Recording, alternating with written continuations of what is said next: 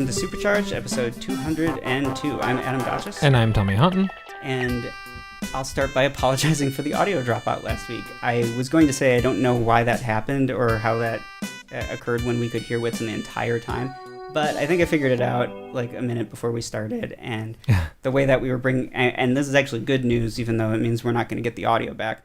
But when we bring in live guests, there's a feature on Wirecast, which is it's a live streaming software, but it's what we use to control multiple cameras, record the video very easily. I have a little box called a Stream Deck, which if you're watching, you can see it. It's very pretty. It's very cool. It's a little too expensive, I think, but if you wait, you can get them on sale. And it's like that Art Lebedev keyboard from back 10 some years ago, but smaller, and you can program your own little LEDs with shortcuts, and it's not just for streaming. You can kind of do whatever you want with it as long as there's a keyboard shortcut that you can assign to it, among other things. It can open web pages or whatever. So it's really useful for this. Anyway, we use Wirecast for recording. Eventually we'll do a live stream once we get all the kinks worked out here. But the problem is that you have to set an audio source in Wirecast, and normally when we have our guests in, we run it through an iPad, and the iPad's the guest thing, and that's where the screen comes from, and that's just routed in over HDMI, and the audio is sent directly to the mixer. Whereas when it comes in through Rendezvous, which is a feature of Wirecast to bring live guests directly in, and a new update made it work properly this time, we wanted to make use of that because it's really easy. It integrates directly. So that didn't go so well because I forgot that has its own audio source, and it's not going into the mixer, and it can't go into the mixer because it's coming in the way it's coming in. So I need to remember to set the audio so that it picks that source up every time we have a guest on, because Wirecast won't remember it, and that's annoying. But that's what the problem is. So either we have to stop doing it that way, or I have to remember to do that. But I didn't even think of it with Whitson because we could hear him. So it was confusing. And he recorded when we did the test. We always do a test because I'm paranoid about that sort of thing happening. And we did a test, and he was always there because his shot was on when we were recording. But as soon as his shot went off, and this is kind of how people described it to me, is that he'd start talking, but then but he'd drop out around when it was either on video for Tommy and I, or in the audio or like he would just cut out a little bit after he started talking. And then it occurred to me, well, that's when I was setting up the show today. His audio wasn't on the audio track. And I'm not entirely sure how to get it on there, but we'll figure it out next time so that doesn't happen. It's a good lesson for life. Yeah, sorry about that, because there were some really good recommendations in there, and Whitson had a lot of good stuff to say. But on the upside, most of what he said is at least encompassed in the show notes. So the conclusions are there, and hopefully what Tommy and I had to say and what little you could get out of Whitson, if you sat through that, which probably wasn't wonderful, it was it's good stuff. So go to 5x5.tv/supercharged/201, and then you can get the good stuff, and just, sorry about that episode, and feel free to skip it. It's a bummer because that was a big two-parter for the 200th. But, yeah, it was fun. Oh well, we had a good time. Yeah, we at least had fun, so that's all that matters. We'll have Whitson back on and let him actually get recorded, and I'll have him record his audio remotely just in case there is a dropout again, because we can at least sync it back up. Yeah. Normally we would have done that, and I had it. He was on Richard's podcast to talk about Deadpool 2. And I had him do that anyway, just in case there was an issue, because the iPad that we had been recording with was having some staticky sound issues. Remote guests are hard. Yes. Moral of the story. Anyway, that's enough about that. We have a few things to discuss today. I wanted to talk about a new reality called XR, which is, I can't remember if the X is for like a crossover or extended. Mixed. I believe they also use it for mixed, which is mixing augmented and virtual into one. Yeah, it's cross reality. That's apparently what it stands for. There are people that use mixed reality as well, so like cross mixed. I think they should stop though, because mixed reality is already has an acronym, and it would be nice to have one that just where I can just say XR and not be talking about cross reality. Yeah, I think this space is really trying to find its footing. It really is. And there's some interesting stuff at AWE, which is Augmented World Entertainment Conference, I think. I think so, like that. Yeah. Tom Emmerich gave a presentation, that's the word. I keep wanting to say keynote, but I don't know if it was actually the keynote. It got a lot of hype yesterday because of what he did in that, and we'll talk about that in a minute. I wanted to discuss, though, this Roseanne situation for a second without getting too political about it. For those who don't know, she basically made a racist tweet and then blamed it on taking Ambien, and then Ambien trolled her for that. But very quickly, ABC canceled her show, and she was dropped by, I think ICM was her representation. And also the reruns for the show were dropped at a lot of spots. Oh, this reminds me of that whole, I didn't know about that. That reminds me of the Seventh Heaven situation where the father on the show, what was he, a child molester? Is that what Something happened? like that. Yeah, there was some sort of sex thing. And if he's not I don't know. It's not like any sex crime is good, but generally people don't want to be called a child molester if they're not. So don't take my word for that.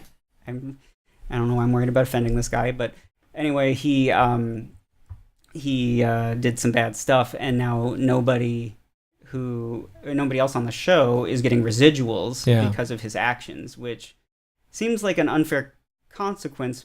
But at the same time, it's like, what do you really do there, though? It's tough because you don't want to be in bed, not literally in bed, but in bed with someone that's considered a racist or a child molester. It's why the Cosby reruns are all problematic. It's like a lot of things are problematic nowadays. Where can you enjoy a Kevin Spacey movie or anything Bill Cosby was involved in? It's tough. I think the hardest one is Woody Allen, because he's everything with him is still alleged.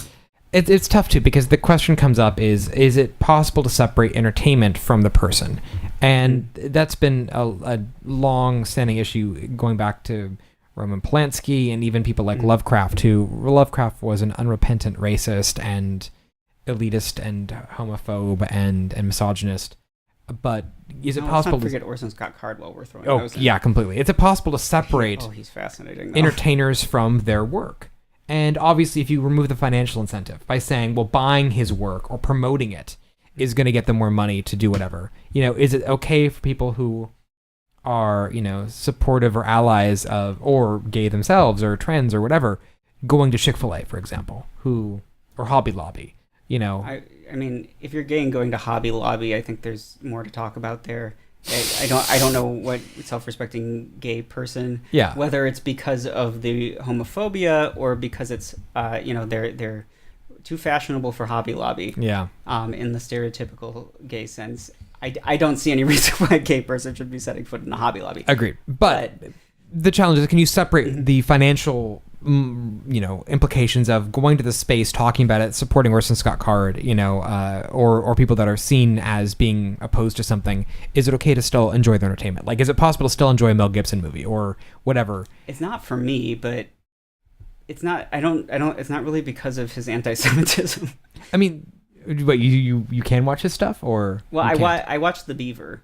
Okay. After that was the only one I saw after the whole thing. Because I'm generally not interested in Mel Gibson stuff to begin with, but I have a somewhat of a history with, not personally, but history with the script, and I was really looking forward to seeing it, and then found out Mel Gibson was in it. I was like, oh, that's unfortunate, but I wasn't gonna not see it because of the other people I wanted to support.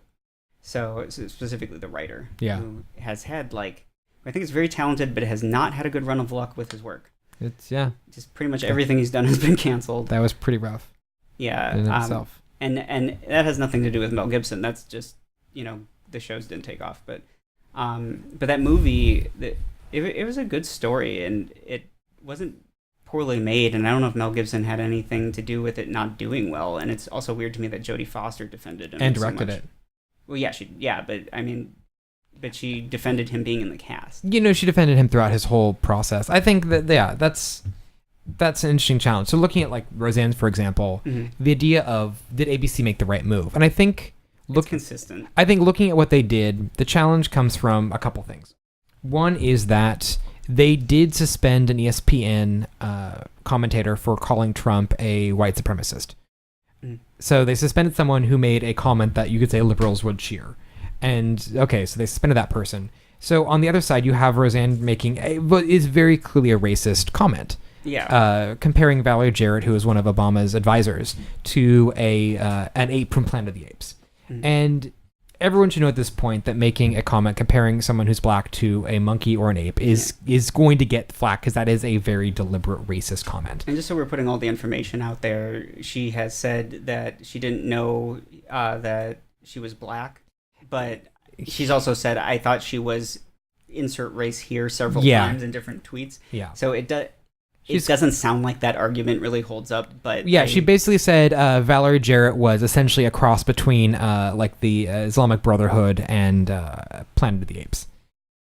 I don't know where. I mean, and she was born, I believe, in Iran or a predominantly Muslim country, and so that's where the Muslim side comes from. But then, what else can you say? Like, if you don't know she's black, how do you make the Planet of the Apes comment? Are you saying that she destroyed the Statue of Liberty? Like, well, I think some of the counter arguments have been like, people called George W. Bush a monkey, but not, there's a different, using the word monkey and ape tend to, in terms of like racist insults, traditionally speaking, in the community that she is a part of. Ape tends to be the go-to insult, and it's directed specifically. It's a very racially charged thing. And then and there's a really awful tweet I saw in response where it's false equivalency, but essentially people have compared Trump to an orangutan because of the way the orangutan's hair is. It's orange and it's got Trump making different. And you can take anyone's facial expressions in badly shot photos and compare them to animals or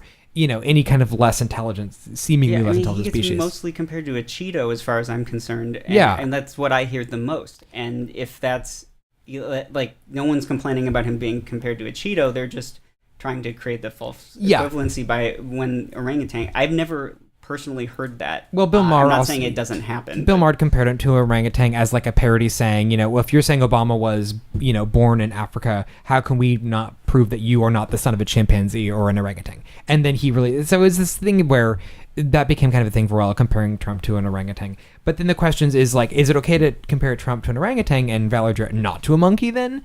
And they miss the point that one is inherently about race. Yeah. The Trump thing is basically comparing it to something stupid, and also that it has orange hair. It's not, orange people with orange hair are not race. And then, of course, also Roseanne tried to hide behind the thing saying, well, Muslim isn't a race. And that's always a good argument. Yeah, as soon as you begin going into that area, you kind of lost. At that point, it's just throwing, how, to what degree awful are you? Yeah, it's like whether or not you want to call Muslim a race, or, however you want to identify things. Yeah. She's using it in that context. Yeah. So it like half of it's racist, the other is insensitive for another reason. Yeah. Do you really want to have two reasons that it's a problem? At a certain point, that's like saying, well, you raped a child. Like, well, no, I raped an 18-year-old, so come on. At that point, you're just mincing words. Anyway, that happened, and in response, a lot of stuff went down.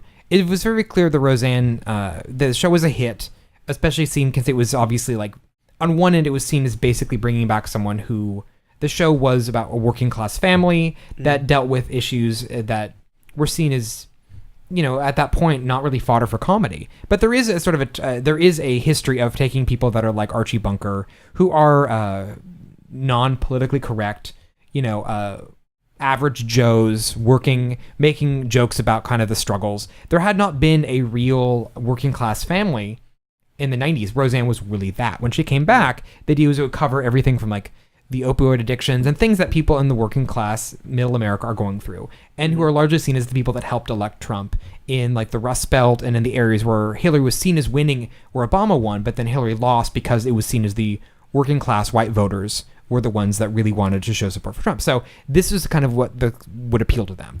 And it did. really appealed to them in a huge way. And also, I think the controversy behind the show brought people's attention. Now, if you look at the massive ratings from the first episode, it did progressively go down over the course of the season, which is traditional over most series.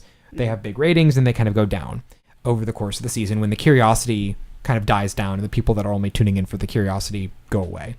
But the show got renewed very clearly for a second season. Mm-hmm. There was likely going to be problems, though, because Roseanne... Just what's interesting is there are a lot of conflicts between reports of what she says online and how she is in a writer's room. A lot of the writers say she's very considerate. The person you see on Twitter is not her. Yeah. And the question comes up is, who is the real one? Is it the person sitting, for 8 hours in a day around the table cracking stories and writing the show? And the show itself also is not racist. Roseanne Barr herself as a Trump supporter, and they made Roseanne, the character, a Trump supporter. But then most of the people on the show around her, like her family, were not. So the question is it a Trump show, or is it just showing two sides of a family that has political disagreements? And so she had as advisors Whitney Cummings, who is seen as a progressive female comedian, and you also have Wanda Sykes, who is a gay black comedian. Mm-hmm. So the show's staff and producers were seen as this interesting mix of people, that Roseanne was one voice in a group of diversity. Whitney Cummings announced she was not going to be part of the second season, which people wondered if it was just... She said she was just too busy. But it was pretty clear that if you're part of a hit show and you're getting paid a lot of money, you're not going to be too busy for that. You're going to find a way to work even if you're in a limited capacity, advised as part of the advisor. Unless she got something else that was lucrative and she has a lot of money and doesn't care. Yeah. I mean, some people... It's like... I feel like what you're saying is accurate to most of America, that most people will just go wherever the money takes them. Yeah. But if she's more like me, I suppose, that's a situation where, if I had something that I would rather be doing and I have enough money and it's not, there's enough and then there's also enough plus savings in case something terrible happens. If I was in that latter situation, for sure I would take whatever else. So the idea of, if it's going to be problematic, which it was very clear with Roseanne going in, that she was already going to have problems with her Twitter account. And the stuff that she would do. Her responses or her Twitter stuff is very Trumpian, where she posts a lot of things that are unproven, that are factually inaccurate, and for example. Yeah, are very knee-jerk reactions. But ABC knew this going in. They really doubled down on her as being part of their presentation for advertisers and people saying, come and get it. This is a big strategy for us. So they made her a centerpiece. And the fact that this tweet was so over the top, and the fact that they I think, would get called out for a couple reasons. One, the response to the tweet, Wanda Sykes resigned from the show and said she would not be part of it. Mm-hmm. So you immediately begin losing your diversity. And Channing Dungey, who is the head of ABC Entertainment, is a black woman. And I think the challenge is that they had to respond at some level. They obviously had dealt with making Joy Behar, who called Pence mentally ill for being faithful, which I don't necessarily disagree with, but... the fact that she for being faithful, for believing that he talks to Jesus and that Jesus talks back. I thought you meant like faithful to his wife and that he won't be with another woman. Well, in the room. That's also really stupid and weird. Well, yeah, I mean, I don't think he's mentally ill for being monogamous, but there's something to wonder about when he. I mean, I think he's just full of shit. Yeah, I think more accurate. He's hypocritical, but then saying that because you believe you talk to God, people that are really... Anyway, Joy Behar got a lot of flack. She'd apologized to Pence personally. So ABC has, and Disney has, a tendency to make people apologize for riling anyone. And in this case, Roseanne obviously stepped over a line. So what was the response? Now, suspending her from the show that has her title, it's her name. She's the creator. She's the, you can't really suspend her. What are you going to do? Yeah, but I mean, they did that with, with House of Cards and Kevin Spacey. That was, if you watch the show, it's not that outside of the realm of, it makes sense. That it was a good time for that to happen. But yeah, it wasn't. What about like Transparent with Jeffrey Tambor? I know. Like, what are they going to do? And so yeah, the question is with your title. At least Transparent wasn't called like Jeffrey Tambor, or it wasn't called Jeffrey. Yeah. And House of Cards wasn't called Kevin. The idea of it's Roseanne basically playing a thinly veiled version of herself. Mm-hmm. Yeah, that's like. It's weird to think of how you would have a show called Transparent without the transparent in it, but you could recast that. Exactly. You could recast it. You could make the character die off screen, and you still have your supporting cast. Now, Roseanne has a supporting cast that's really great. I think maybe a better punishment would have been to recast her. But the challenge is then it's not Roseanne anymore. It's a different show. Yeah, but if they called it Roseanne and kept the show, and the thing is, it's like, I don't agree with actually doing that. I just think, like, if we're talking punishments, which is not something that I care to... I'm not a big fan of punishing people. I think that's like, if you want to punish a creative person, take their property away and do whatever you want with it. That would be kind of a horrifying thing, I would think. So I think that's the question: is it wouldn't be Roseanne anymore? She still legally had to get paid, and she's still getting paid for the season. The whole cast is. The writers may not be, and certain production people probably won't be. But I mean, that's. I mean, she had should get paid. She had a morality clause, or a clause that basically, because I think they saw this coming, and that's what the thing is. Because apparently Tom Arnold was like tweeting at ABC all the time, telling them, "Be careful, this is going to happen." Roseanne had a show called Roseanne's Nuts. Yeah, Roseanne had a reality show for a period of time where she was on I think was on a macadamia farm in Hawaii. I didn't even know that was a thing. Yeah, it was a reality show that followed her raising her nut farm, and it was called Roseanne's Nuts. But the fact that the reality show basically showed that she had some history of being unhinged and making controversial statements. That's her whole career is based on that. Does it show when it happened though? Because I remember when I was a kid, or younger than I am now anyway, she always seemed very insightful. I mean, she was seen as being very uncouth and being kind of this saying it as it is comedian, who her national anthem garnered a lot of controversy because she sang the national anthem where she sang it off key and like scratching her crotch and like belching and spitting. Like she basically, what people said was like a giant stunt that was a big middle finger to the, country. But she was seen as being this kind of uncouth comedian. But it's not kneeling at a football game. Yeah, exactly, which is silly to me, the idea of what the NFL did. Anyway, so people are saying that it hinged upon Roseanne's First Amendment rights. Bullshit. People misuse that a lot, the First Amendment thing. ABC, I think, made the right choice because they had no other option.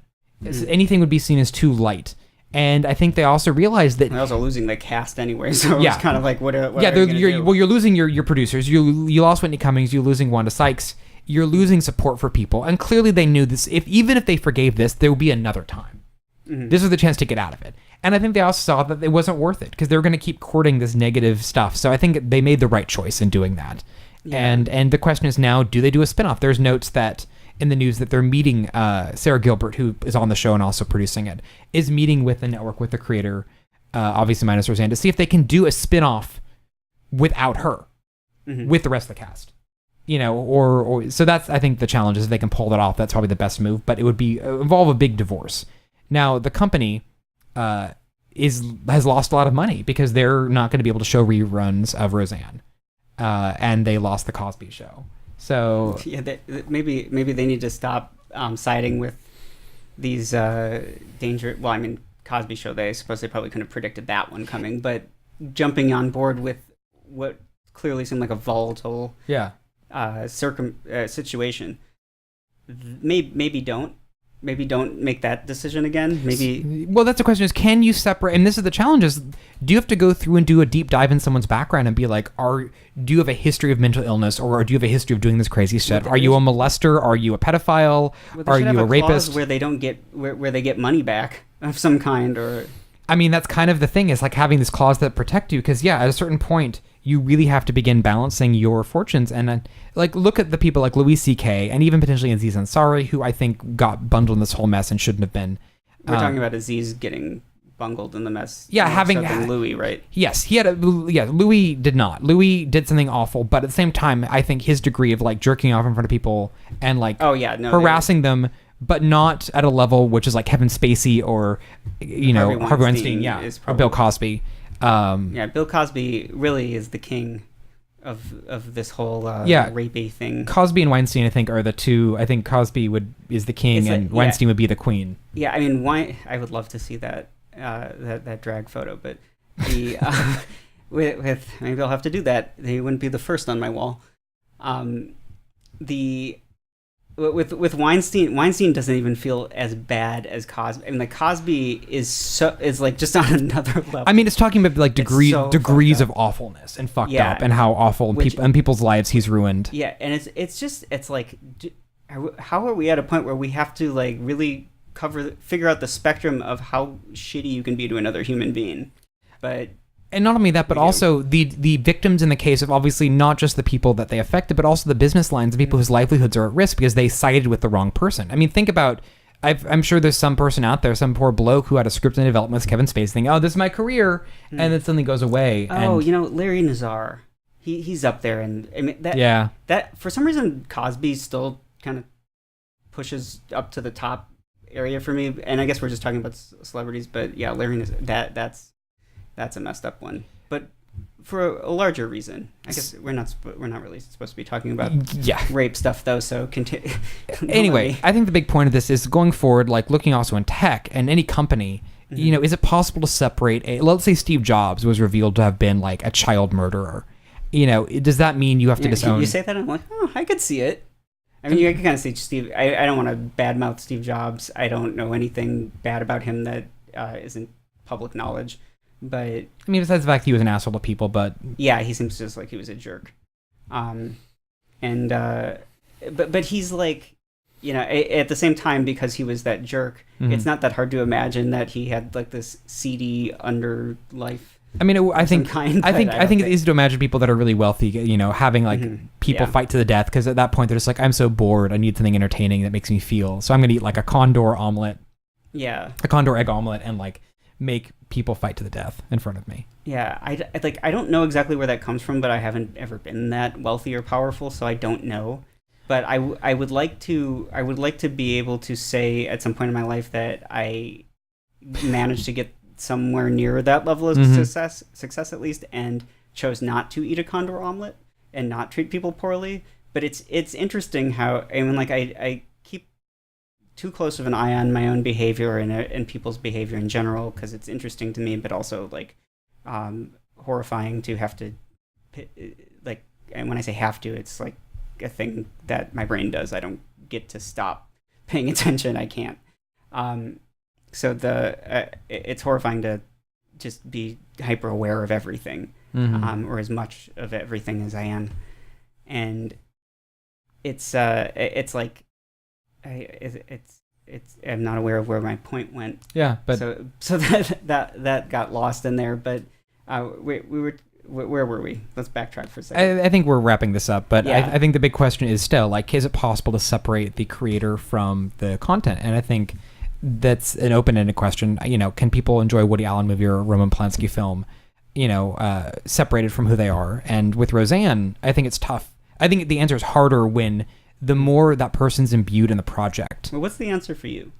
I mean, I can separate them, but I still do feel a little weird about them getting money.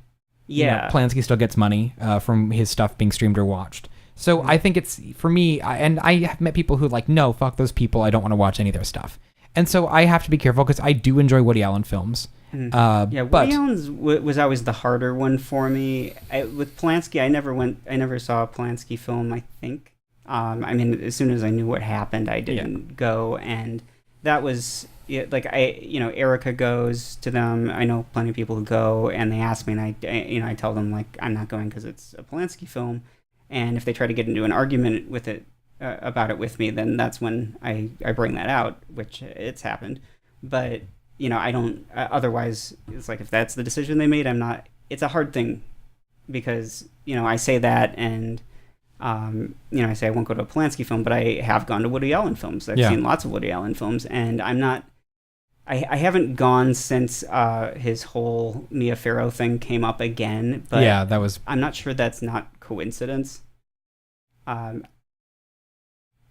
mean, like, people have been talking about it more, but I don't think there's been a Woody Allen film I've been super excited to go to. Yeah, I mean, he's definitely on the tail end of his career, but it always feels that way, and then he has like Match Point or whatever. Yeah, and then Blue Jasmine, and then but I mean, the one thing I will say, not excusing any of his behavior, alleged behavior, but the fact that the guy's been able to produce a film every year, and none of his films are outright bad. Even his lesser films at least are watchable, and you can watch them once and be like, I've seen it, I'm good. Actually, I take that back. I was not a fan of Wonder Wheel. I did not care for that film. I don't even know that one. That was the most recent one he had with Kate Winslet. Okay. Not a fan of that. And I think it's going to be harder and harder for him to get actors to work with him, because nowadays the press is becoming really rabid about asking, like, Selena Gomez and Kate Winslet, and basically when you go out and promote one of his films, you are essentially having to step in place and like defend him. And I think it's harder and harder for them to do that. So I just wouldn't. I'm seeing actors having a harder time doing that. I mean, I wouldn't want to work with the guy. I do like that he goes home early. and doesn't have long set days. I think that's I mean, respectful, but it's also because he probably can't stay awake. But. No, I mean, the guy's always been like that, as far as I've seen. And the guy's always been a writer who's able to... I mean, again, the fact the guy types on a typewriter and produces a film every year, that's work ethic that's pretty unheard of. Yeah, and the tough thing is, too, is that, you know, it's in his case, it's alleged, and in a lot of other cases, it's less so. I mean... There's one. Well, and the fact that he got with Sunyi Previn is really icky. The fact that basically he ended up marrying his adopted daughter, which is kind of icky. And not kind of, it's really icky. And it looks bad for what he's been alleged to have done, but it's also... Which is essentially he's been accused of molesting his daughter. Yeah. That he was obsessed with her and Mia Farrow, who he clearly emotionally abused from a lot of the stuff they talked about. It's also likely that Mia Farrow had an affair with Frank Sinatra. And if you believe for a second that Ronan Farrow is the son of Woody Allen, you're mistaken. Because if you look at basic genetic comparison, Ronan Farrow is very clearly Frank Sinatra's son. Anyway, I don't want to. I very quickly don't want to downplay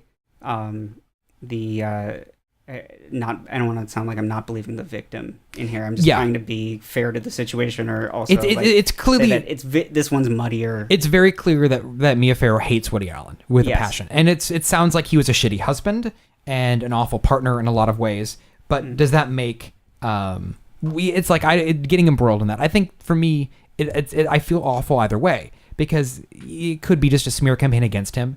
At the same time, there's clearly a lot of... Where there's smoke, there's fire. There's clearly a lot of smoke against him. And so the biggest thing is almost everyone's awful. Bill Murray's been accused of beating women. I mean, at a certain point, everyone who's beloved is a human being who's awful.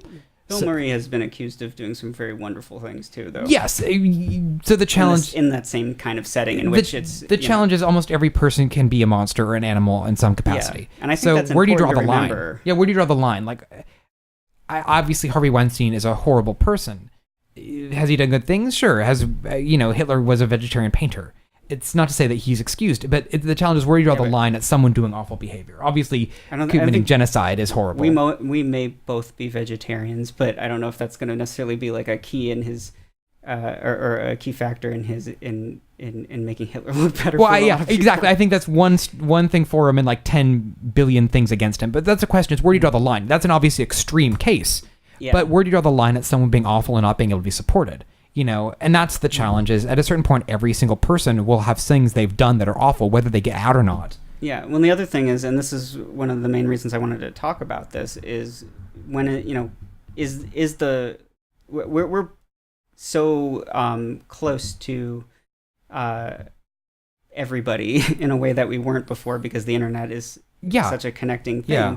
And obviously, like, you can reach out to people and talk to people in a way that you couldn't before, but also, you may not always hear back from them. That's the case all the way up the chain, and back down again. I mean, like, I'm not, anybody particularly notable on that, nowhere close to like Roseanne's scale or whatever. I have, the small following I have, but it's in the same case, like, I have trouble getting back to people. Sometimes there's just a lot of information, and I think people even further, people who don't do a show, they will have trouble getting back to people sometimes too. It's like, so it's easy to reach out, but it's also like, hard to tell when somebody is, not responding, or when if they do respond, if they're being an asshole or whatever. And people make a lot of assumptions, and there's all this communication, but also this lack of communication, and there's all this judgment based on like little tidbits that we're seeing.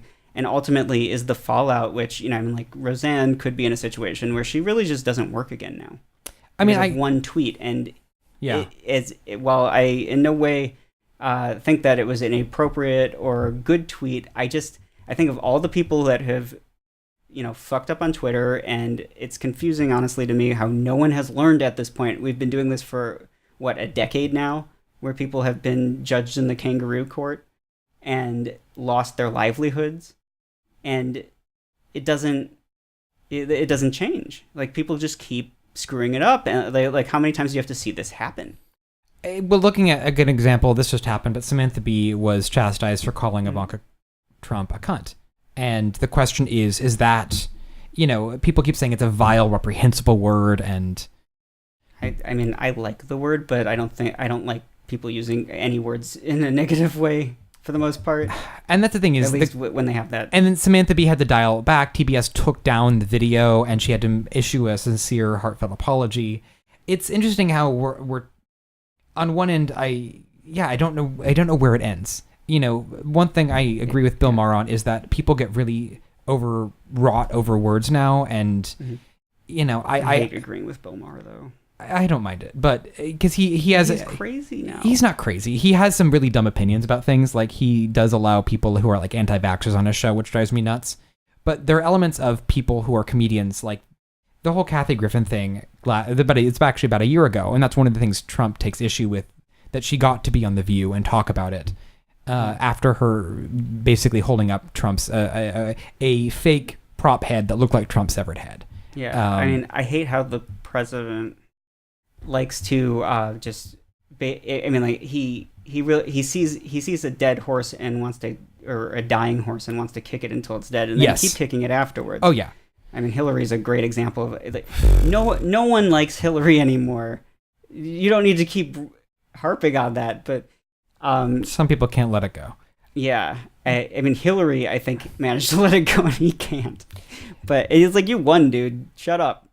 But even though he technically didn't, but the national event thing. But that's the thing is, he even then it's like you won basically on one aspect. He's in the office. Yeah, he won on one level. However you and he likes to even skew it. It's the kind of person who wins by 1 point, and it's like, yeah, it was a blowout, man. Mm-hmm. No, it wasn't. But with where were we, like a minute before that? Yeah, so Samantha Bee, the question of, and Bill Maher makes a point, which is Kathy Griffin's head though. That was terrible. I don't think it was. That's the thing, is I don't get the big deal. Like, that's the thing that went, and even if you don't like it, the idea of making her go away for so long. Oh, I don't think that I think the backlash was ridiculous. Yes. But to a degree, but I mean, it's the same, if someone did that to any president, they did. Like Game of Thrones did it to George W. Bush. There were a series. Game of Thrones did? Yeah, and they got in giant trouble. In season one, remember that. Yeah, in season one, a character gets his head cut off, and they put on a spike, and you see a row of spikes with different heads. And there was some old George W. Bush mask that was put with hair, and it was on there. You could barely see it for 1 second. And so it's actually in the show. Yeah, and someone got really bent out of shape after it was revealed as a joke that someone behind the scenes was like, oh, look, there's a George W. Bush head. And they pulled the DVDs and Blu-rays, recut the episode to remove the one shot of it, or retouched it. That could have easily just been, we needed another I mean, it wasn't. I know, but like in that case, that's a really stupid one. Yeah, it is. But Kathy Griffin should have known not to do this. But I don't even then. Look, what is the big deal? Like, I try to think the other side. Like, I was Obama supporter. If someone held up Obama's severed head, it's in bad taste. But is it worth the reaction? Well, I don't. That's the thing. Is like, I think even. You can't. I can't find. I mean, I don't know. I think Kanye is maybe the only one that I wouldn't have a problem with something like this happening to, because just anything that gets him to stop talking. He's stupid. And same thing with the Jaden and Willow Smith. They need to. They're idiots. Well, yeah, they may be dumb, but they're not causing trouble. Kanye's screwing shit up for people, but good thing that they're just meeting with the president. Yeah, Kim Kardashian had a meeting with the president about prison reform, so... Yeah, I agree that prisons need to be reformed, but not by her. I mean, if she gets the job... It's the same thing with North Korea. If Trump got it taken care of, as much as I would really not like that in terms of what may come after... if it solved the North Korea problem. It would be nice to have it solved, but the idea is, my fears, I don't want to normalize him, because he's still Yeah. But anyway. Exactly, but the does the crime fit the punishment? Yes. And I don't think or does the punishment fit the crime, I guess is more accurate. Yeah. And I don't think that in any of these cases where people are getting their entire lives pulled apart with what seems like forever, you're just, if this happens to you, you're done. Yeah. And I'm talking about, I'm not just talking about the Roseanne situation, but going all the way back, we've talked about this several times before, but Justine Sacco, who had the, racially insensitive joke. I'm not sure how to even put that anymore. feel like that would not even register. Refresh at this point. refresh people's minds. Where she made that joke where she was on an airplane. She said she was going to Africa, and she was like, "I hope I don't get AIDS." Just kidding, I'm white. Like. Oh, and then landing and having her life ripped apart. Yeah, and then she never recovered from it. Yes. And, I don't know where she's at now, but it feels like last time we talked about it, she had not recovered from it. It had been many years. Yeah, it feels increasingly like we're in what's like a panopticon, which is a prison proposed, if I'm not mistaken, by Jeremy Bentham. Well, there's that Guardians of the Galaxy has a visual that probably people will remember. Oh yeah, so the panopticon basically is a prison that Jeremy Bentham basically designed or created, where you are in a cell. And at any point, you may be watched. You're basically exposed to the world. And at any point, the security or the eyes of the world or the eyes of the guards are on you. So essentially, you can watch everyone at once or have the feeling that you're always being watched.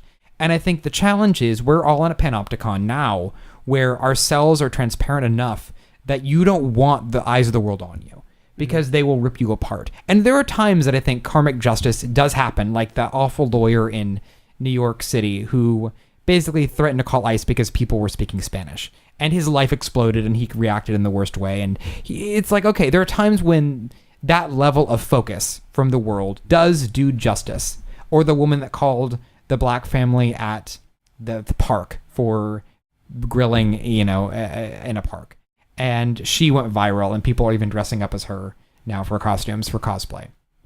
So the idea is like, okay, at certain times those things blow up and an injustice is supposedly solved. Mm-hmm. But heaven forbid it's wrong and you get someone's life ruined because they fucked up or who hasn't said something stupid. So the challenge is, I think, just want scapegoats but the scapegoats aren't satisfying society anymore because we just want more and more and more. It's like a addiction that we keep burning these people. And so the question is, does Roseanne deserve the flack she's getting and will it ruin her career? And let's say that she somehow does manage to get help and she's like, look, I made racist comments, does she deserve a comeback? And is there a period of, like a waiting period? Like the one point Bill Maher made about Kathy Griffin was, okay, she fucked up. She did something distasteful. Does she have to go away for 6 months and then come back? What is the average holding time for people to forgive and forget? Or is it still possible to say, I fucked up, made a mistake, and still do a show next week without having to worry about people coming and protesting you deserve to die? Yeah. I don't know. I don't know exactly what the right consequences are for people.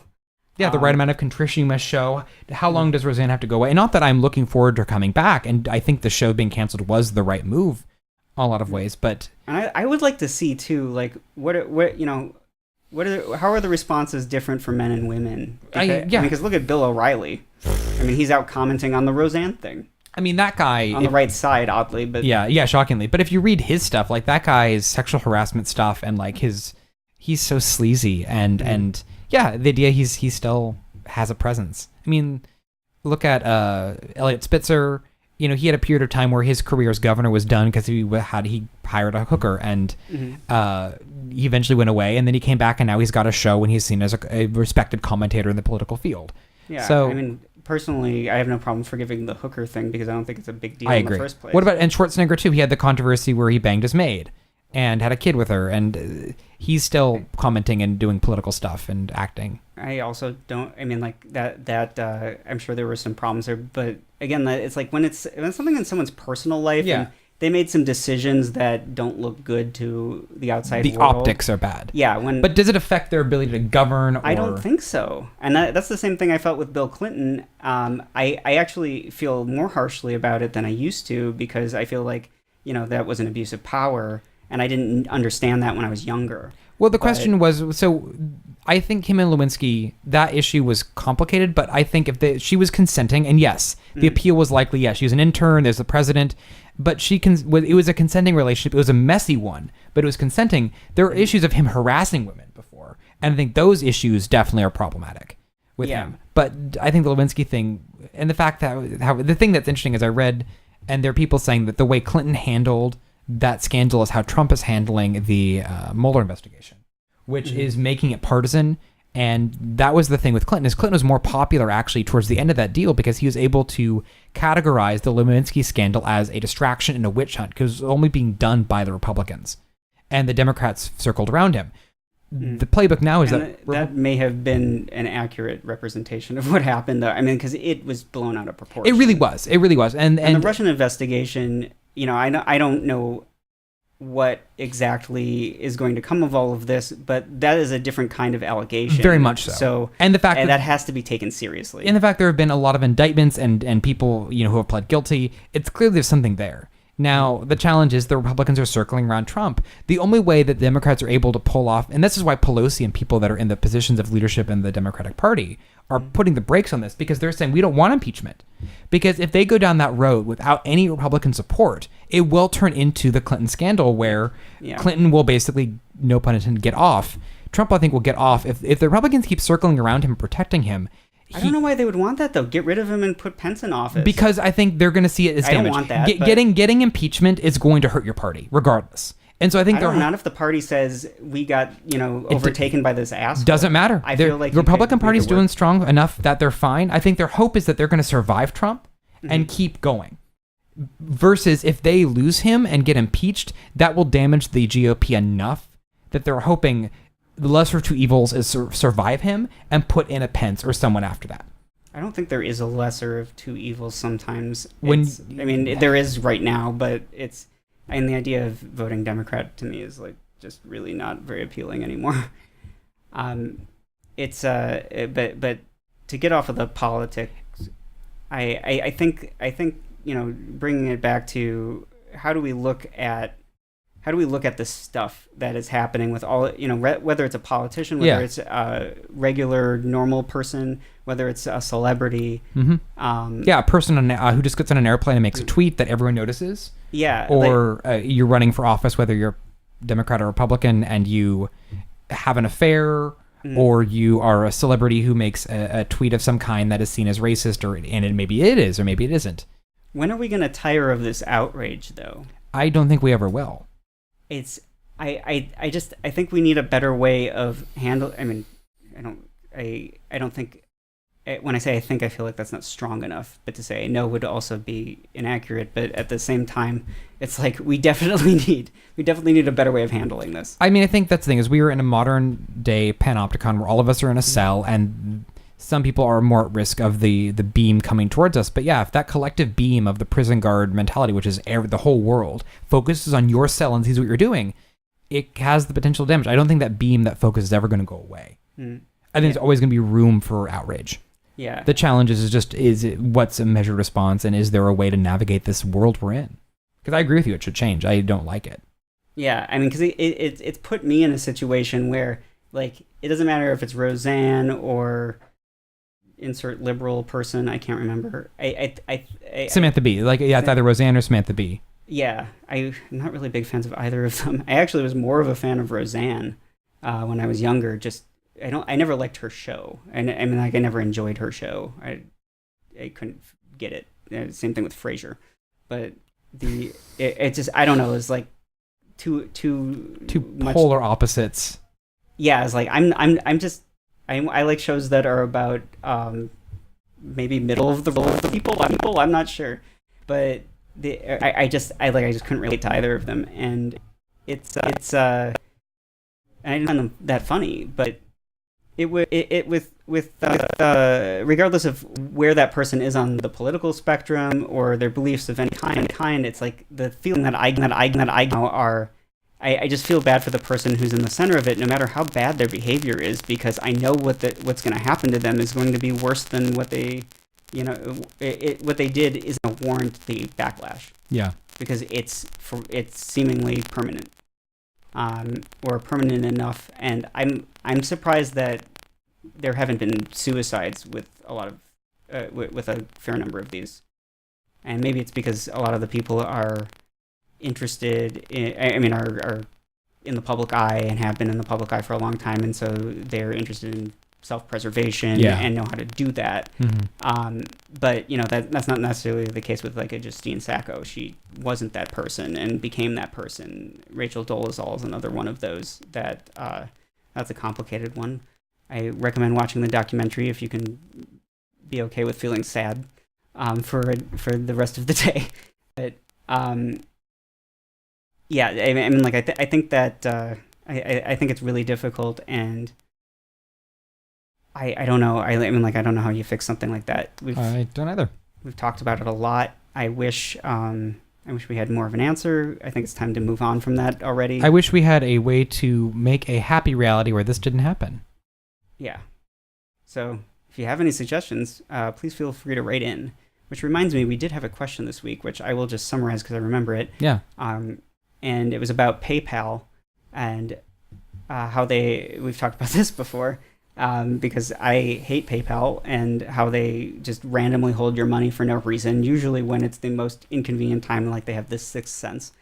And what are some alternatives to PayPal? Mm-hmm. I didn't really know at the time. I do recommend people, as ironic as this is, use Square Cash or Venmo.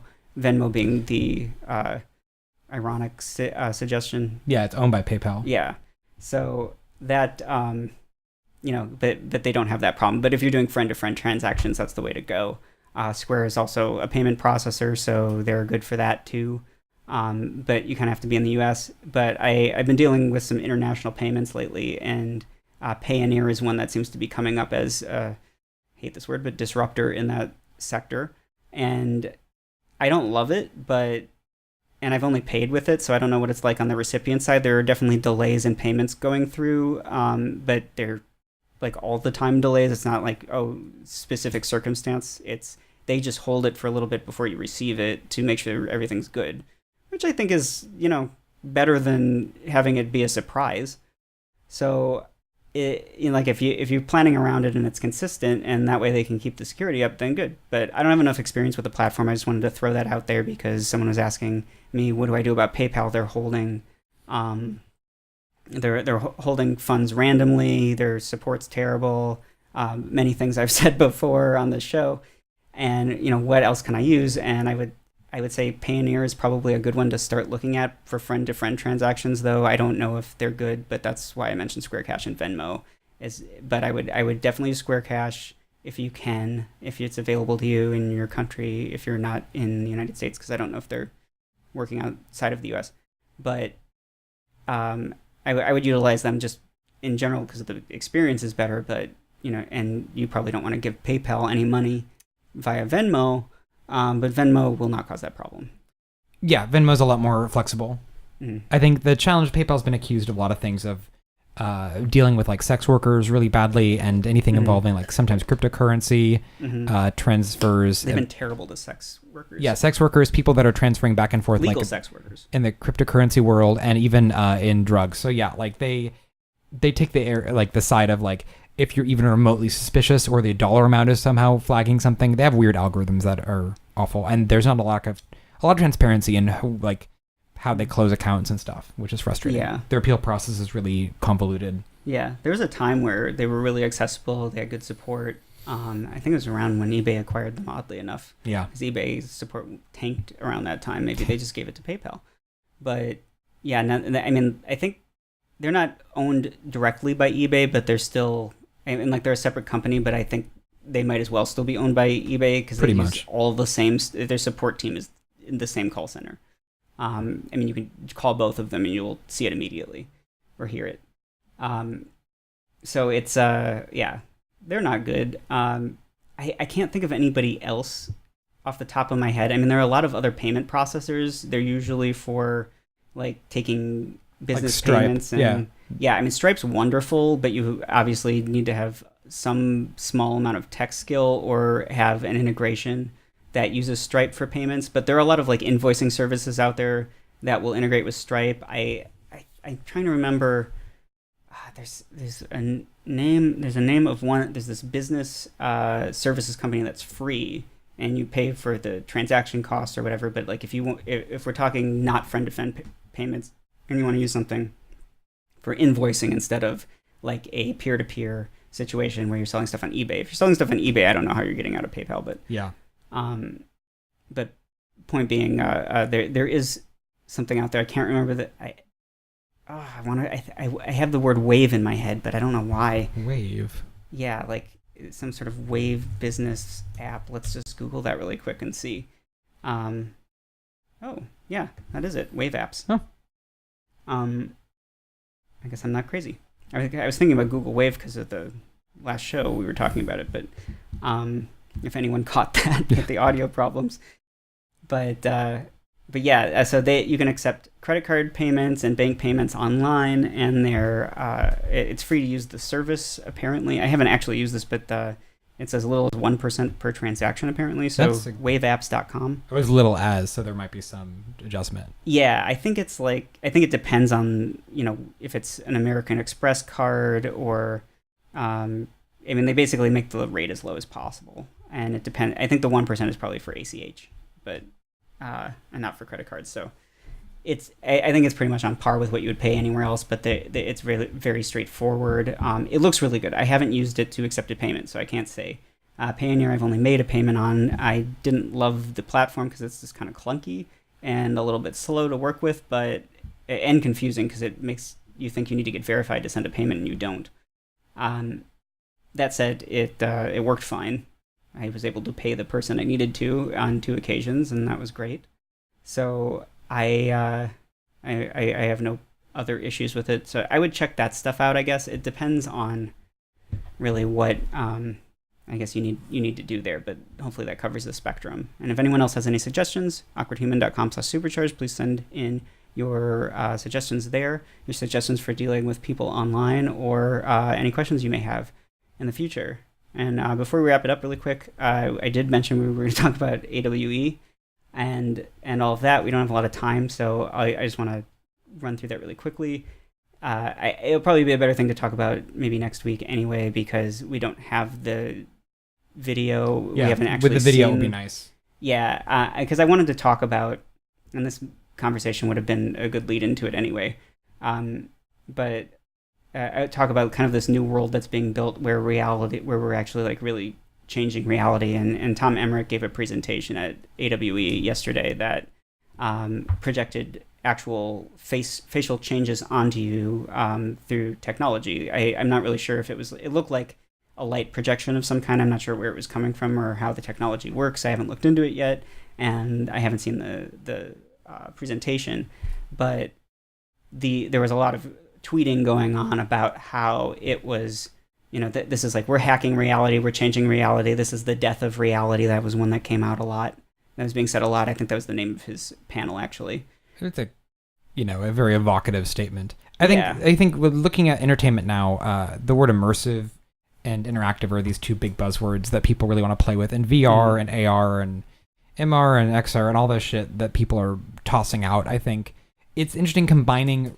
So The Void, which we've talked about, they talk about their space being hyper-reality, which is an interesting mixture of, they do more than just virtual. So the idea is you put on a headset and you're seeing something that's not there. So in the case of the Star Wars whatever they're calling it, Star Wars something, you are walking through Star Wars, the world, where you're dressed as stormtroopers. You can see your friends walking with you. You see things, you shoot things, you feel things getting shot at you.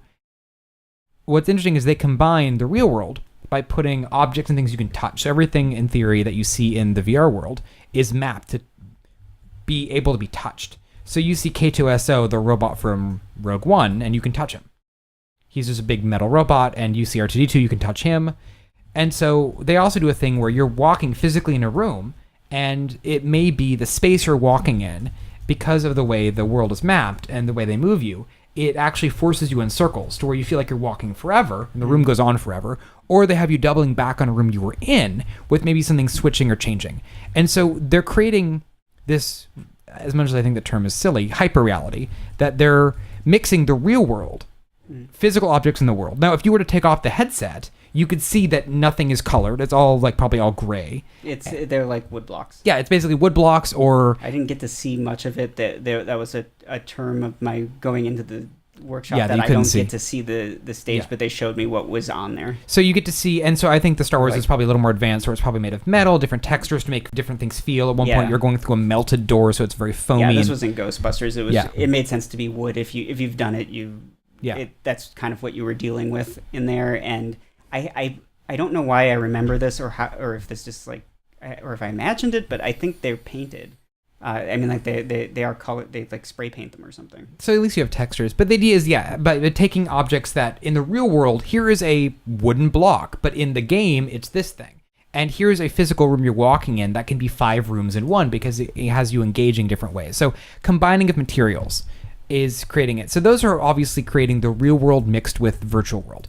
And so the idea of creating a fantastical element, taking people on journeys, obviously at a certain point you take it off, the magical reality is done, but what if you never have to take it off? And what if you make it where you never get to take it off or have to, where you can exist in the space for a lot longer? And it goes from just being a game or a story to being more of a tool. Like Google Glass was always meant to be this tool that augments the world and helps you. And what if you could combine those in these deeper ways? Now, obviously, you have a hardware issue where the headsets are uncomfortable, there's a battery issue, but these companies, I think, are trying to find a way to make this Oasis-type game world that maybe isn't a game, maybe becomes you're always having this, and you have these overlays that maybe you could always, instead of having physical earrings on, you could be wearing a virtual set of earrings, and your avatar is you walking around the real world, where you don't have to get a haircut. Who cares if you're bald, because you can have projected on your head hair.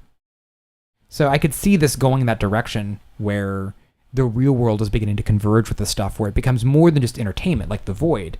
It becomes a way of digital accessories or things that augment you in a way that are more than just storytelling or creation, but real life. Yeah, and that's really like, there are a lot of topics that go around that and ramifications that I think are interesting to discuss, both positive and negative. Yeah. Mostly, I think in most people's minds they're negative, but I think that a lot of the negative ones are not necessarily negative if you look at it in a different context.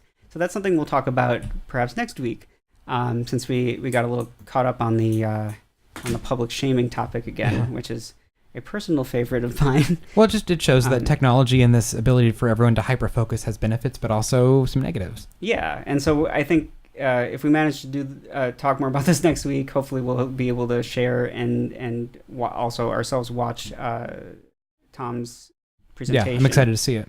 Then we'll have more to say on that anyway, but with, I think that's more of a, like, let's look at something that seems bad and look at it in a good way, whereas today it was more of a, here's something that, I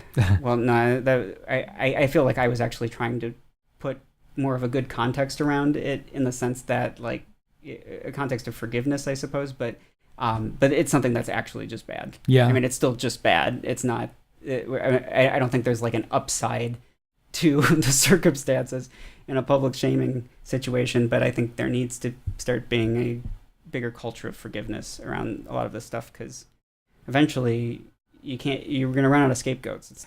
I think at a certain point, yeah, if you really do lambaste enough people, it's going to be hard for, I mean, this is the one thing I think about long term, and a creepy way to end this is at a certain point, most people are, it probably is going to be in the next 15 years, you're going to see people running for political office whose whole lives have been online.